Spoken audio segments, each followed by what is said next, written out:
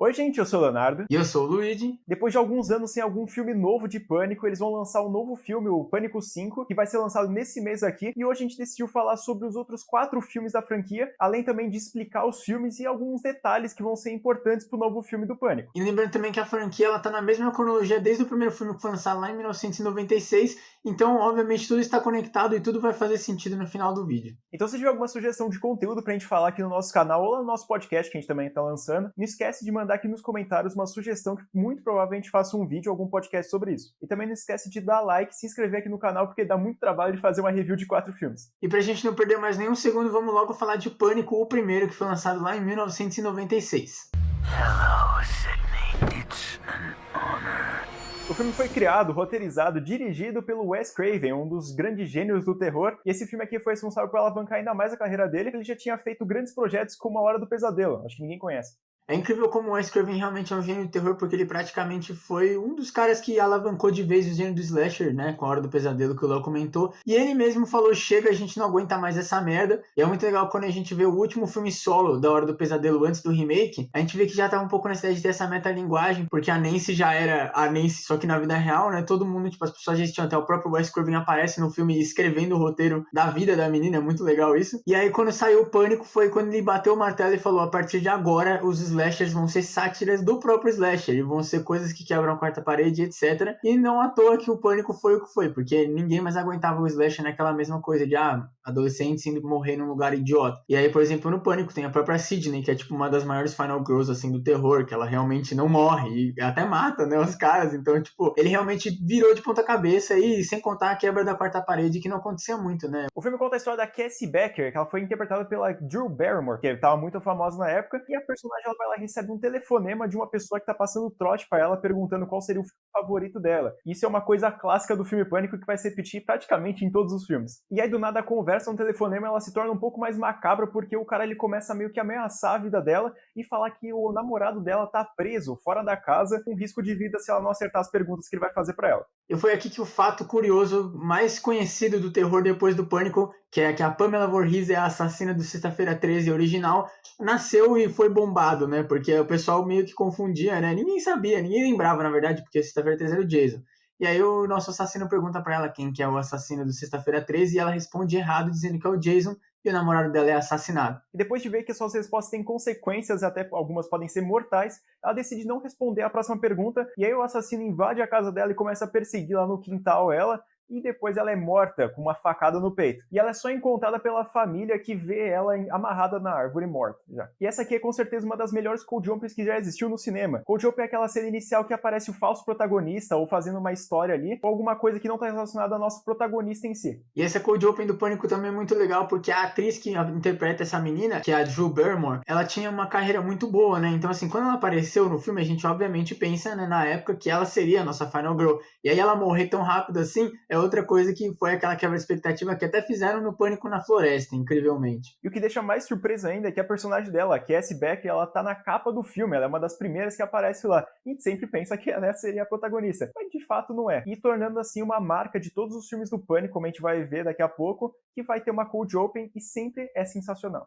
E logo no dia seguinte a gente é apresentado oficialmente a nossa protagonista verdadeira da franquia Pânico, que é a nossa grandiosa Sidney Prescott, que é interpretada pela Neve Campbell, e como eu comentei no começo, ela é tipo a Final Girl mais icônica, porque ela é a única que não morreu até hoje. E a gente pega a Sidney num dia bem triste da vida dela, porque tá tipo na semana do aniversário de 1 ano da morte da mãe dela, que foi assassinada por um cara chamado Cotton Weary. E depois, durante a noite, tem a cena que o nosso assassino se apresenta pra Sidney Prescott, ligando pra ela e perguntando qual seria o filme favorito dela, e ela não dá muita bola, e ela vai lá, diferentemente da Cassie, vai lá e desliga o telefone. E aí o assassino aparece lá pra tentar matar ela. Só que o assassino não consegue pegar ela e ele acaba fugindo. E aí, depois de alguns minutos, aparece o namorado dela entrando pela janela.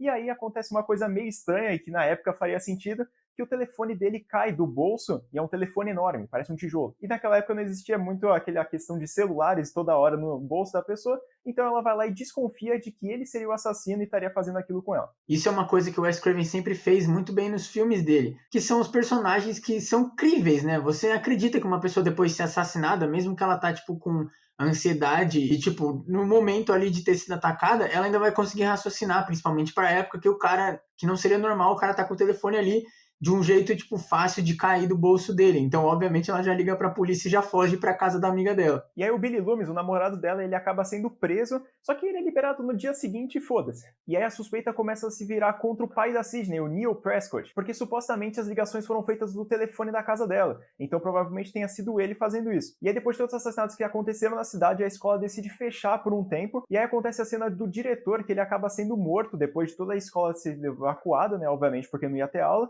e ele tava sozinho lá, e ele acaba sendo morto por uma pessoa vestida de Ghostface. Isso é uma outra coisa bem diferente da franquia do Pânico, que é os nossos assassinatos, eles acontecerem em qualquer lugar, a qualquer hora. Não tem, tipo, muito uma coisa construída. Tudo bem que ele tava sozinho na escola porque as aulas foram suspensas, mas assim, ele tava na escola ainda, sabe? Seria muito fácil alguém encontrar ele lá, ou até ver o assassino, tipo, fugindo depois de matar ele. E aí, só que ele morre do mesmo jeito. E aí, sem saber que o diretor da própria escola tinha acabado de morrer, o Stu, que é o namorado da Tatum, amiga da Sidney, ele vai lá e decide fazer uma festa na casa dele e chama todo mundo pra comemorar que ele não vai ter aula. E vale mencionar que o Stu é interpretado pelo nosso querido Matthew Lillard, que pra quem não lembra, ele é ninguém mais, ninguém menos que o Salsicha do Scooby-Doo. E é maravilhoso porque a loucura dele, assim, a gente vê que os filmes são meio que da mesma época, né? Tem até o outro filme, Os 13 Fantasmas, que ele também tá. E você vê o quanto ele é um ator da hora, porque, tipo, ele consegue ir nesses papéis insanos, assim.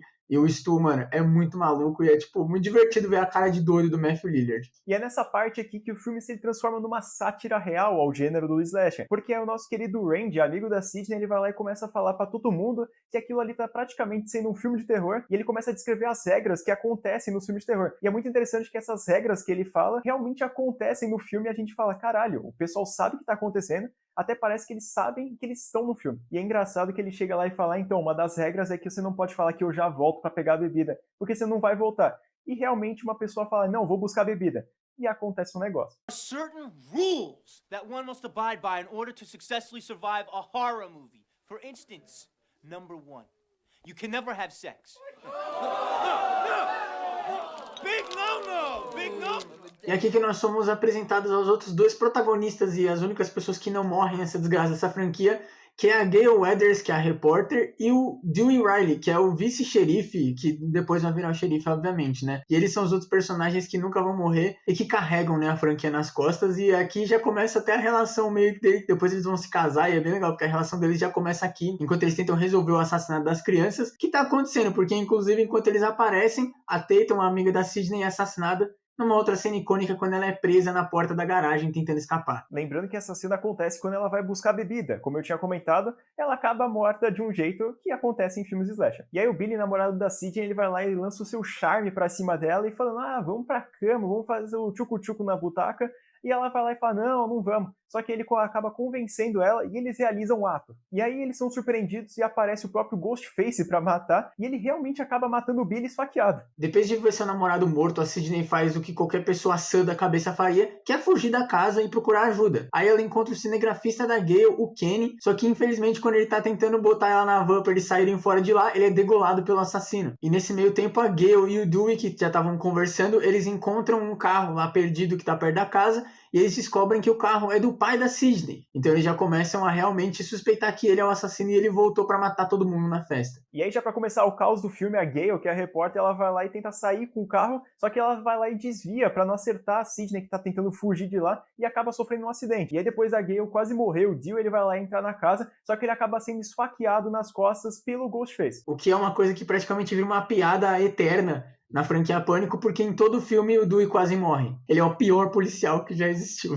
E aí nesse meio tempo também aparecem os dois personagens, o Randy e também o Stu, um acusando o outro de que seria o assassino. E aí é muito legal essa cena porque a Sidney fica confusa e ela só libera o Randy pra entrar na casa. Então a Sidney, que tá no controle da situação porque ela é a que tá com a arma, ela começa a sair fora e deixar os caras lá, porque ela só quer fugir com vida mesmo daquela situação, só que ela encontra o Billy ainda vivo, mesmo, tipo, todo cagado. E aí ela resolve dar a arma pra ele, o que ela descobriria logo que seria um erro, porque assim que ele chega na sala onde tá o Stu e o Randy, ele dá um tiro no Randy e revela finalmente que ele e o Stu são os Ghostface desse filme aqui. Eles são os assassinos cúmplices e eles estão tentando matar a Sidney depois de matar a mãe dela e incriminar o pai deles. Essa história parece um pouco mais confusa do que realmente ela é, e o Billy revela que ele matou a mãe da Sidney porque a mãe da Sidney estava traindo com o pai dele. e deixando, tipo, a mãe dele meio puta da vida e se separando. E depois disso acontecer, ele não ficou puto com o pai dele, e sim com a mãe da Sidney, e decidiu matar ela. E aí a Gale, que a gente pensou que ela tava morta já, ela reaparece lá no meio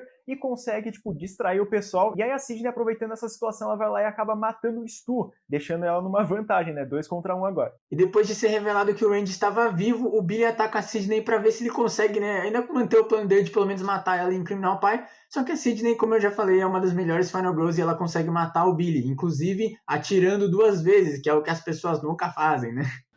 Careful. This is the moment when the supposedly dead killer comes back to life for one last scare.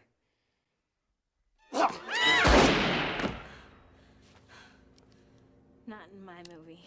É muito legal também a gente ver o quanto a Sidney cresce, porque mesmo que desde o começo ela já conseguiu fugir do Ghostface e não morrer, a gente percebe que ela tava só tentando fugir. E realmente, no final do filme, ela tá pra matar o cara mesmo. Ela vai descobrir quem ele é e matar. Ou até matar sem descobrir e descobrir depois. E outra coisa que é muito diferente é o fato dos assassinos se revelarem e serem 2 assassinos ou mais, né? Porque geralmente nos slashers as pessoas até tentam tirar as máscaras dos bichos, mas sempre são distraídas ou mortas antes de conseguir ver quem é. A gente acaba sabendo porque a gente já conhece a franquia, mas tipo, os personagens do filme nunca conseguem ver a cara dos assassinos. Então é outra coisa que o Pânico resolveu, né? Dar aquela cutucada e fazer diferente, porque eles simplesmente falam, a gente tá em vantagem, nós temos 2, ela tá sozinha, então a gente vai literalmente revelar todo o nosso plano antes de matar ela. Também pode até ser uma sátira dos vilões aí, de tipo, filme de ação e essas coisas ficarem falando muito antes de matar o nosso protagonista, né? Que até acontece, eles se fodem no final.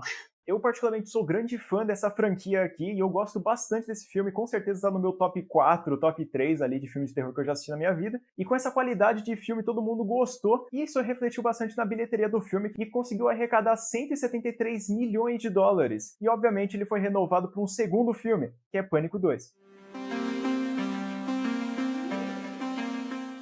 Como o Léo comentou, obviamente viria logo a sequência que veio no ano seguinte, em 1997. E o filme não poderia começar de outra forma como fazendo uma sátira, porque dentro do filme tá tendo um filme baseado no livro que a Gale escreveu depois dos acontecimentos. Os assassinatos de Woodsboro dentro do universo são praticamente a coisa mais canônica que existe. E é muito legal porque o pessoal vai, tipo, hypado pra assistir o filme, porque tá todo mundo muito maluco, né? Eu não sei se as pessoas não sabem que o negócio é baseado na vida real, né? Porque eu pessoalmente não ia ver um filme de assassinato, mas obviamente o pessoal vai e o que teria que acontecer é que vai morrer gente lá. Então a gente já começa de novo com aqueles protagonistas falsos, são 2 pessoas, 2 atores famosos da época. O primeiro vai no banheiro e morre depois de colocar a orelha dele no box, que ele é meio imbecil, porque se ele não morresse tomando uma facada, que é o que acontece, ele provavelmente ia morrer de alguma doença que ele ia pegar. E a mulher morre sendo esfaqueada pelo Ghostface no assento mesmo. É muito bizarro porque tipo, ela fica gritando lá e a galera tá todo mundo mó hypado com o filme.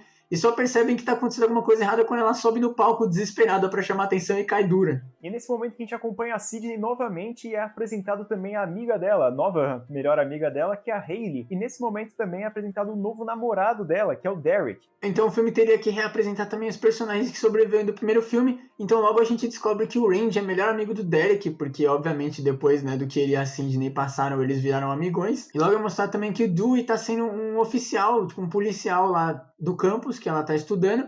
E a Gale, obviamente, vai aparecer para tentar ganhar fama, né? Continuar cobrindo o caso. Inclusive, ela é mal acusando porque ela leva o cara que era suspeito de assassinato da mãe dela, né? O Cotton Weary, para tentar conversar com a Sidney. E isso faz a Sidney ficar putaça e até começa meio que essa inimizade que elas têm durante a série. E sendo chamado para uma festa, a Sidney aceita e vai lá festejar, né? Curtir um pouco a vida. E ela é surpreendida porque na saída da festa, ela encontra o próprio Ghostface tentando matar. E o Derek vai lá e consegue meio que salvar ela. Ele acaba sendo ferido. E também para completar, o Dewey aparece lá e afasta o Ghostface, né? Ele sai correndo de lá. E é nesse momento que a Gale, ela faz o seu trabalho de investigadora, jornalista também, que ela vai lá e descobre que a menina que tinha morrido nesse filme aqui também, a Cissy Cooper, que tem o nome de Casey, que é o mesmo nome que apareceu lá no primeiro filme, mostrando que o assassino está procurando pessoas com o mesmo nome das pessoas que morreram no primeiro filme. E isso não faz o menor sentido e o filme ele sabe disso, porque ele quer fazer uma sátira com explicações bizarras de assassinos. Então o filme logo tenta surpreender a gente para esquecer dessa palhaçada que eles estão fazendo. Eles logo distraem a gente matando o Randy. Ele tá tentando descobrir quem é o assassino da vez junto com a Gale e o Dewey. Ele recebe um telefonema do assassino. Então ele tenta ficar mantendo o assassino na linha para eles encontrarem ele.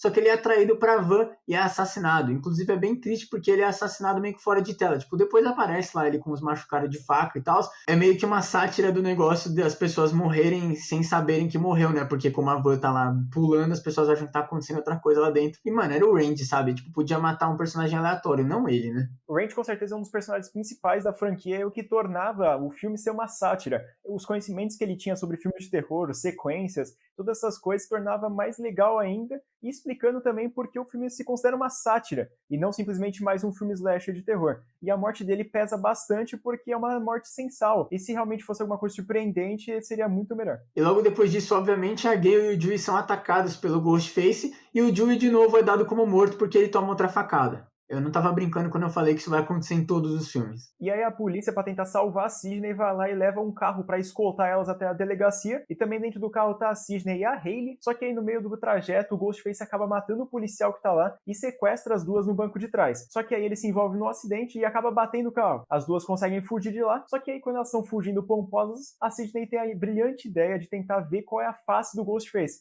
Só que voltando lá pra ver, ele não tá mais dentro do carro. E aí quando ela olha pra trás, a Hayley é morta pelo próprio Ghostface, que apareceu lá e matou ela. Essa cena ela dá bastante raiva por vários fatores. O primeiro é o fato de que a Sidney, ela tendo a ideia, né, de que o assassino ia tentar matar ela, pra meio que fechar o ciclo do primeiro filme, uma hora ela ia conseguir chegar no mano a mano com ele, era só ela ficar atenta. E ela voltar no carro e o Ghostface não tá lá, mesmo que, tipo, é meio sem explicação como que ele ia conseguir sair. Tipo, a porta tá aberta lá, mas, mano, ele tava desmaiado, sabe? Não ia ser tão rápido assim que ele ia acordar. E ainda mata a menina. Tipo, é a mesma coisa do Randy, sabe? É uma morte completamente sem sal. Tudo bem que essa personagem não era tão grande quanto ele, mas mesmo assim dá bastante raiva ainda. Depois de ver sua outra amiga sendo assassinada, a Sidney foge direto pro teatro do campus. E ela encontra o seu namorado, Derek, pendurado num crucifixo inconsciente. E você pode até pensar que isso tá acontecendo como uma isca, mas na verdade não. Ele só sofreu uma pegadinha do time de futebol americano da universidade, porque ele se declarou pra Sidney anteriormente no filme num número musical, que é muito bizarro ter isso no Pânico, mas não é brincadeira, tem. E aí o próprio Ghostface aparece lá pra atazanar a vida da Sidney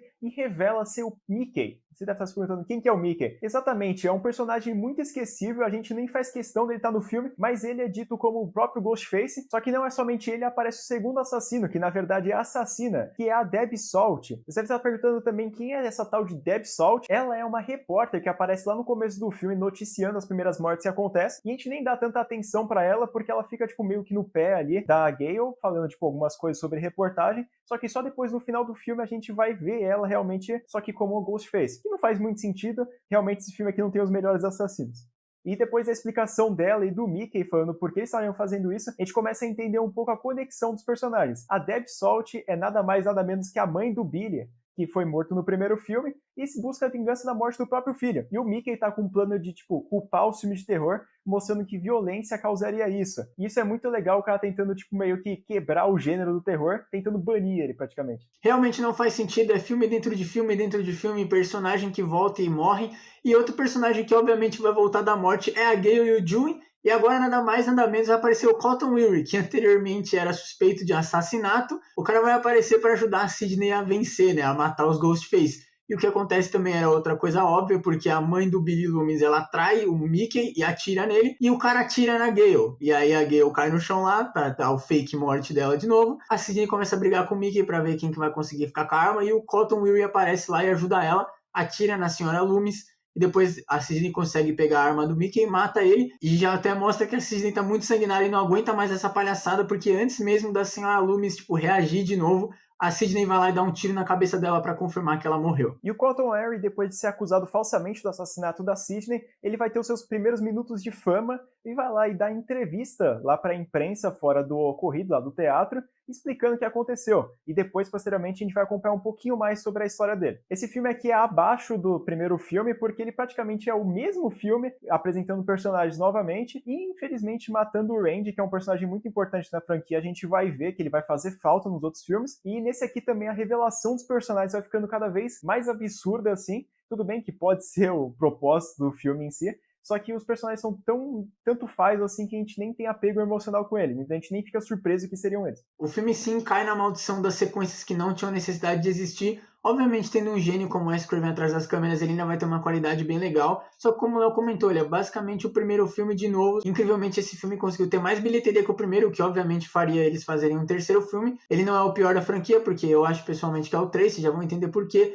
Mas, tipo, ele é muito desnecessário e até, assim, as mortes meio que eram pra ser impactantes, por exemplo, a do Randy, a gente fica meio pistola. E principalmente quando a Gale e o Dewey são esfaqueados, se tomam um tiro, a gente fica esperando eles voltarem. E, obviamente, eles vão voltar. Então, meio que o filme, ele tá fazendo a sátira, mas ele meio que faz uma sátira da sátira, porque as pessoas morrem, mas não morrem. Começa a ficar meio foda aqui.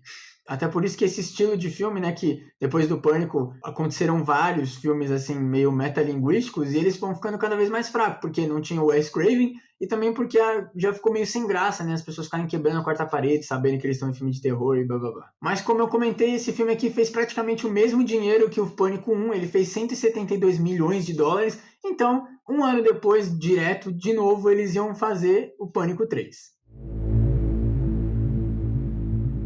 Pânico 3 foi lançado em 2000, 3 anos depois do lançamento do segundo filme, e já começa com Cotton Harry. Ele tá muito famoso porque ele tinha lançado um livro, dando várias entrevistas sobre o que aconteceu, sobre todos os massacres que aconteceu com o Ghostface, e ele vai lá e começa a receber algumas ligações meio bizarras do próprio Ghostface, que vai cobrar e perguntar onde é que tá a Sidney, porque a Sidney está escondida depois dos acontecimentos do segundo filme. Só que aí o Cotton Harry não dá nenhuma explicação sobre isso, e ele acaba sendo morto logo na primeira cold scene do filme. Foda-se, né? É um personagem que tanto faz. O Cotton Harry a gente não se importa. A única coisa que a morte dele serve é pra, além de, né, matar um personagem antigo da franquia, é apresentar a pior tecnologia que eu já vi na minha vida num filme, principalmente no slasher, que é o alterador de voz absurdo que eles colocaram aqui no Pânico 3. O maluco, literalmente, ele pode nunca ter falado com a pessoa na vida que ele vai conseguir emular a voz dela. Isso é bizarro, não faz sentido. E é 2000, não existia essa tecnologia, não tinha como, velho. E uma outra coisa que também deixa o Pânico 3 um pouquinho mais fraco nessa questão de morte é que ele foi feito logo depois de que dois alunos de uma universidade da vida real lá nos Estados Unidos fizeram um massacre. Então, assim, eles tiveram que, obviamente, colocar bem menos as coisas, porque as pessoas estavam meio sensíveis com morte envolvendo universitário e essas coisas, então, tipo, eles estavam meio sensíveis e eles abaixaram bem a bola, então acaba deixando o Pânico 3 muito mais fraco ainda. E logo depois da Cold Open já aparece a Gale e o Dewey, eles estão sendo, tipo, meio que contratados para falar um pouco mais sobre o que aconteceu nos assassinatos, para servir de inspiração pro Stab 3, que é a Apunhalada 3 que tá lançando o filme. E aí, nesse momento, eles conhecem, tipo, o sintetizador de voz, que muda a voz ali que está sendo usado no set de filmagem. E nesse momento também é apresentado os atores e as atrizes que vão interpretar os personagens que a gente está acostumado a ver. Então eles seriam tipo como se fossem versões deles, só que da 12 de outubro. E é meio bizarro porque assim, a gente tá numa Apunhalada 3 dentro do universo, e mesmo assim eles estão fazendo os assassinatos do primeiro filme. É meio confuso pra caralho, é só pra gente realmente ficar nessa confusão de, tem duas Gale, tem dois Dewey, tem dois Sidney morrendo. Então, tipo, velho, o Pânico 3 é uma bagunça. Logo depois de mostrar os atores e atrizes do filme que vão morrer, né, os nossos clones da 12 de outubro, a gente já vê uma morrer quando o Ghostface usa de novo aquela porra daquele emulador de voz muito bizarro. Só que o filme já varre isso pro lado porque ele apresenta a Sidney de novo, mostrando que ela tá, tipo, vivendo escondida, assim, completamente da sociedade, praticamente. E ela trabalha numa linha telefônica ajudando mulheres que sofreram de abuso. Então, tipo, é bem legal que ela tá usando as experiências dela para ajudar outras pessoas, né? Mas, obviamente, tudo que é bom dura pouco e a Sidney é descoberta pelo Ghostface desse filme aqui. E ele começa a provocar ela para tentar fazer ela sair do esconderijo e ver se ele vai conseguir ser o cara que vai matar ela. Spoilers, obviamente, ele não consegue. E aí o filme sendo viúvo do Randy do segundo filme, que tinha acabado de matar ele, aparece a irmã dele mostrando algumas fitas do próprio Randy que tinha gravado, falando sobre trilogias, tipo, o terceiro filme não tem as mesmas regras do segundo e do primeiro. Então ele vai lá e começa a explicar para os nossos detetives o que pode estar acontecendo nesse terceiro filme, deixando até mesmo a entender que a Sidney, ela poderia morrer nesse terceiro filme, encerrando assim o papel de Final Girl dela da franquia. E é aqui que o filme vira uma confusão total, porque eles são convidados à festa de aniversário do diretor do filme, Roman Bridger, que incrivelmente ainda está comemorando mesmo que os atores dele estão sendo assassinados, né? E obviamente não poderia acontecer outra coisa, que aí eles vão ser assassinados aqui também, começando pelo próprio Roman, que ele é encontrado pela Gale morto no porão, e depois a Jennifer, ela tenta escapar por uma passagem secreta e é assassinada também pelo Ghostface. Logo depois disso, o Ghostface captura a Gale e o Dewey e liga pra Sidney pra atrair ela pro esconderijo dele lá, dizendo que se ela não for, obviamente ela vai matar a Gale e o Dewey. Então a Sidney vai, entrega a arma dela e entra lá pra tentar ajudar os amigos. Essa parte aqui do filme é muito legal porque a Sidney ela vai procurar o Ghostface e ela é perseguida pelo próprio Ghostface, num set de filmagens, mostrando, tipo, como se fosse uma maquete da casa dela, que foram usadas para fazer a filmagem do Stab 3, e isso é muito legal, porque a gente vê ela pulando entre as casas, o set no segundo andar, e é sensacional isso. E ela entra numa batalha lá com o Ghostface, e ela consegue dar um tiro nele. Só que aí o Ghostface, como ele é bacanudo, ele vai lá e revela que ele não morreu tomando um tiro, e também revela a sua própria identidade, que era o próprio Roman Bridge, o diretor do filme da Apunhalada 3, e também ele dá a explicação de que ele tá matando todo mundo assim, porque ele é meio irmão da Sidney. Já começou a palhaçada. E ele ficou puto e tentou matar a Sidney porque depois de alguns anos, tipo, dele ser filho da Maureen Prescott, que é a mãe da Sidney, ele tentou encontrar a mãe dele, só que ela se rejeitou e falou que não queria, e aí ele ficou putinho da vida e decidiu filmar todos os casos da Maureen com outras pessoas, e ele decidiu mandar fita pra nada mais nada menos que o Billy, que a gente viu no primeiro filme, que depois que ele viu que tava atraindo, ele decidiu matar a mãe da Sidney. Só que o cara é tão imbecil que depois que ele percebeu que a Sidney é praticamente imortal e ela tá ganhando fama pra caramba com tudo que tá acontecendo,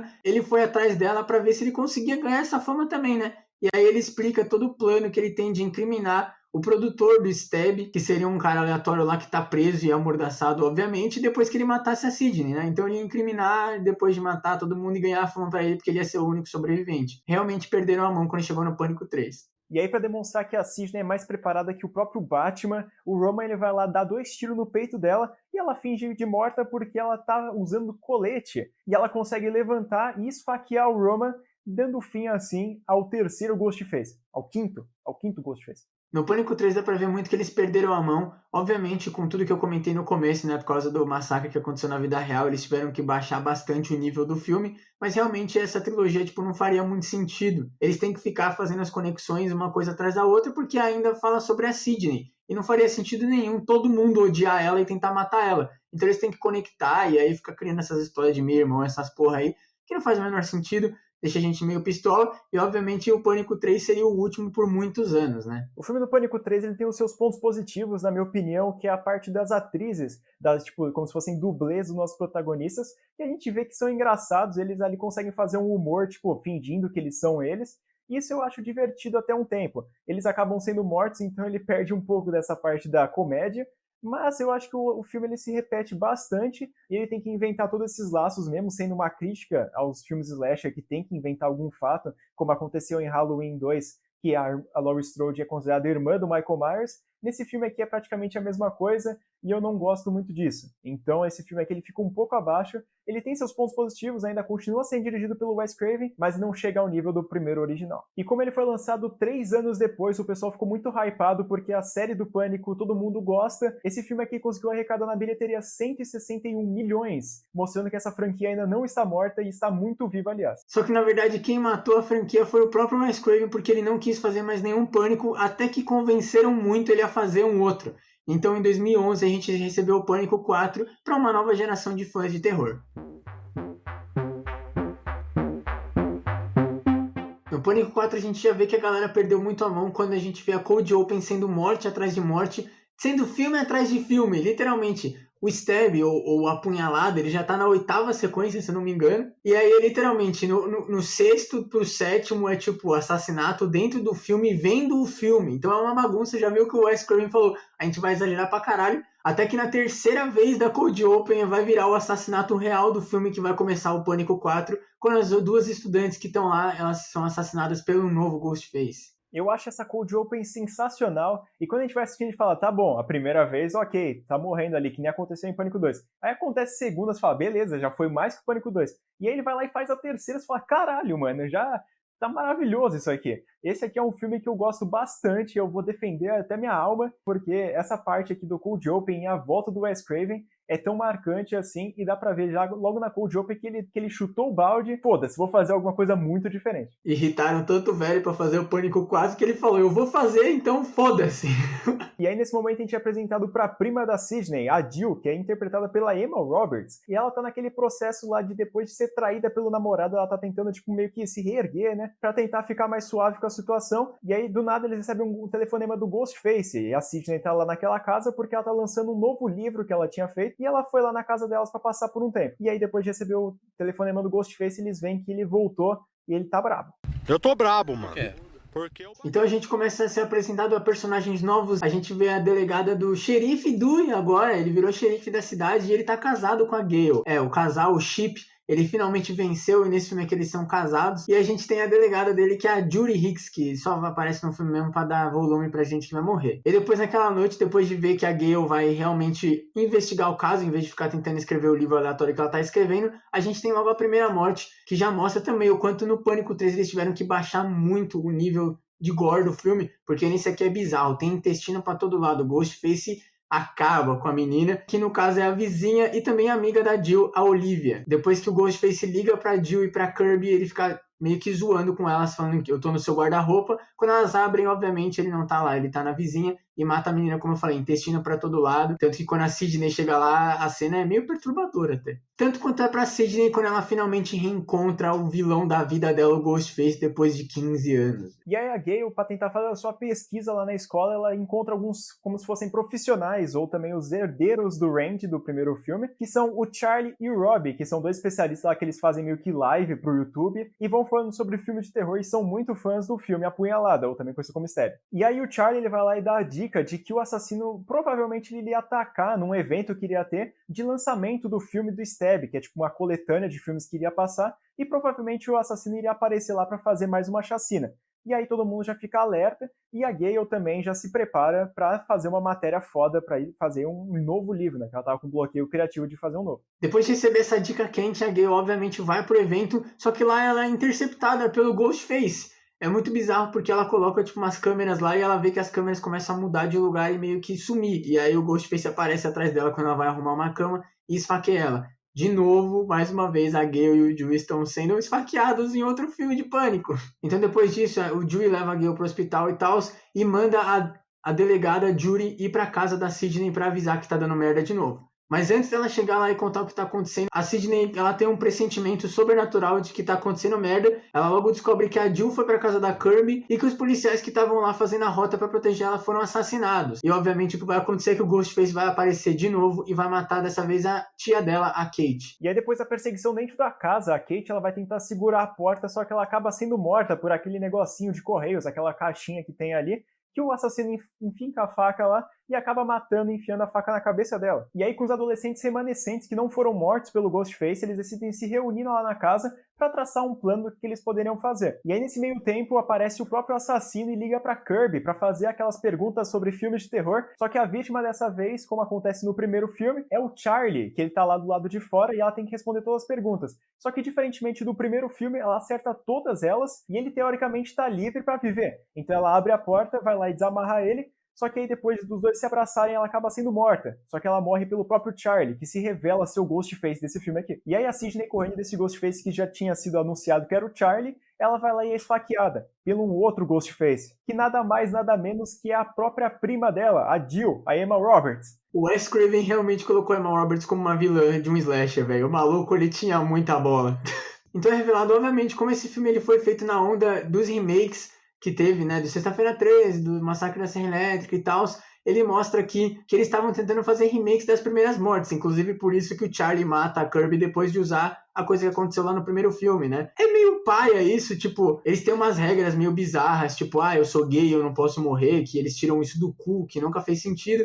É muito estranho, mas, tipo, ainda é uma sátira de Pânico legal. Depois disso também, obviamente, eles vão ter que botar a culpa em alguém que não é eles. Então eles pegam o namorado da Jill, que traiu ela no começo do filme e só existe porque sim, e ele tá lá amarrado e ele logo é morto tomando um tiro no saco e na cabeça. É inacreditável isso aqui.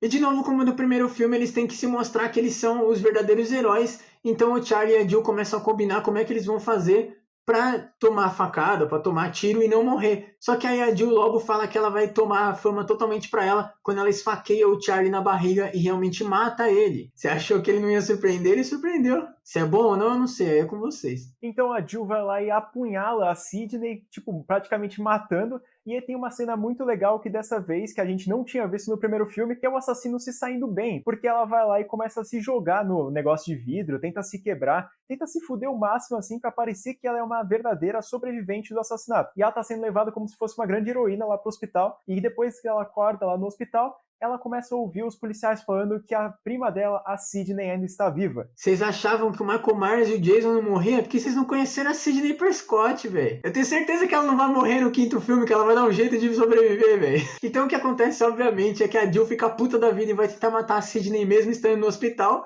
Só que o que acontece é que a Sidney é muito foda, né? Melhor que o Michael Myers e o Jason, mesmo se eles fizessem uma fusão, e ela consegue matar a Jill com uma ajudinha da Gale, inclusive fazendo uma piadinha lá, tipo, ah, tá liberado, porque ela liga o desfibrilador e dá um choque na cabeça da menina.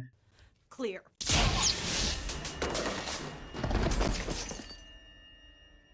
Inclusive aqui acontece uma cena bem legal que é meio até reversa, porque depois que o Léo falou que ela se joga em todos os lugares, ela faz uma cena muito bonita quando ela deita do lado da Sidney, tipo, meio, até é um wallpaper basicamente. E aí é legal porque depois que a Sidney mata ela, ela vai e faz a mesma coisa. É só uma imagem que o Wes Craven quis colocar, porque sim. E o filme acaba assim. A Sidney matou a Jill, a Gale tá viva, o Dewey tá vivo, e de novo eles não conseguiram passar o bastão, mesmo que eles tentam bastante, porque eles não morrem. E o filme ele consegue terminar melhor ainda, porque aparece todo mundo lá fora do hospital ainda noticiando que a Jill seria a verdadeira heroína daquele negócio, mostrando que ainda ela conseguiu seus 15 minutos de fama ali até ser revelado que ela era a grande assassina. Eu particularmente adoro esse filme aqui, muitas pessoas talvez não concordem com isso, mas esse filme aqui é sensacional e provavelmente ele tá no patamar do primeiro, ele tá bem perto pra mim, porque de fato ele foi o primeiro filme do Pânico que eu assisti na minha vida, e ele ficou muito marcado na minha vida porque eu só fui assistir o Pânico 1 muito depois, e esse filme aqui ele tem um apelo emocional muito grande e tem uma história muito bacana. E a parte do Luigi que ele tinha comentado sobre os remakes, que eles estariam fazendo as regras do remake, eu acho sensacional porque um dos assassinos é o próprio Ghostface. E ele também sabe bastante sobre filme de terror. Isso demonstra que eles estão seguindo a risca ali e fazendo o que na época estava fazendo sucesso, que eram os remakes dos filmes famosos daquela época.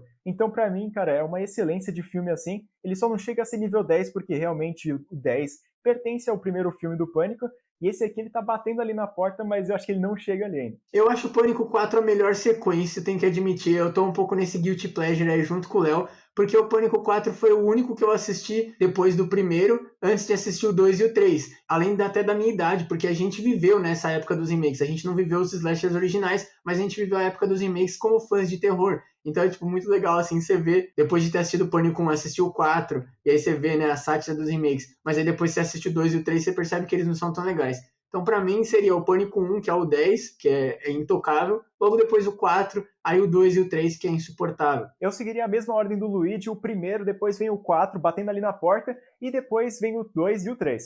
E uma coisa até meio triste que a gente tem que comentar quando a gente fala sobre Pânico e Wes Craven é que, infelizmente, esse foi o último Pânico que ele conseguiu dirigir. E também tinha sido o último Pânico, né? Que existia até eles decidirem fazer esse reboot aí que vai acontecer, porque a gente tá vendo a era dos reboots, né, gente? Então o Pânico 5, que na verdade é só Pânico agora. Esse foi o último que o Wes conseguiu dirigir. E uma curiosidade também que a gente pode falar que o próprio Wes queria fazer é que a Kirby poderia ser uma sobrevivente, porque a gente não vê definitivamente ela morrer. Ela só tá uma facada e é largada lá. A gente não sabe se eles vão colocar ela, tipo, por enquanto ela não apareceu em nenhum trailer.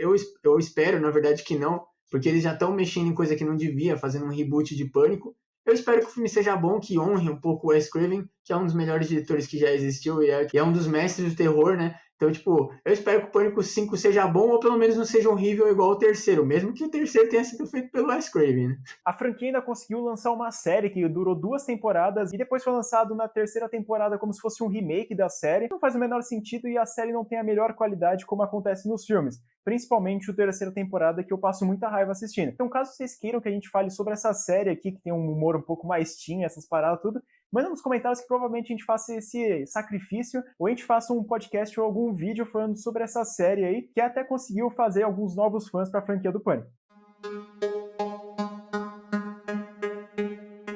Mas então é isso, muito obrigado. O vídeo ele vai estar maravilhosamente longo para assistir, mas muito obrigado se você assistiu até esse ponto aqui. Então, por favor, não esquece de se inscrever aqui no canal e deixar o seu like, que ajuda bastante a gente aqui no nosso canal, e ver que vocês estão gostando do nosso conteúdo. Então, por favor, deixa o seu like, compartilha com o seu amigo que tá dando uma trabalheira fazer esses vídeos aqui para vocês. Então manda lá pro seu amigo que tá meio confuso para assistir o Pânico 5 e não sabe de nada, manda lá para ele. E também não esquece de seguir a gente na nossa rede social do canal, que é o @SemMemoriaPodcast. Lá a gente tá lançando atualizações sobre o nosso podcast, que tá saindo toda segunda-feira, e também algumas notas e notícias sobre filme de terror. E vocês que querem continuar acompanhando eu e o Léo na nossa vida aí, quando a gente não estiver falando só de terror, sigam a gente nas redes sociais pessoais que estão passando aqui embaixo, o Instagram, o Twitter e o Letterboxd. nossa rede social de críticas, onde todas as críticas de Pânico e de outros filmes já estão lá. E, obviamente, quando sair o Pânico 5, que é já, dependendo de quando você estiver assistindo esse vídeo, até já saiu o filme e provavelmente até já saiu a nossa review. Então, toca o sininho aí do canal também depois que você se inscrever. Muito obrigado por terem assistido mais um vídeo aqui do canal Sem Memória e até o próximo. Tchau!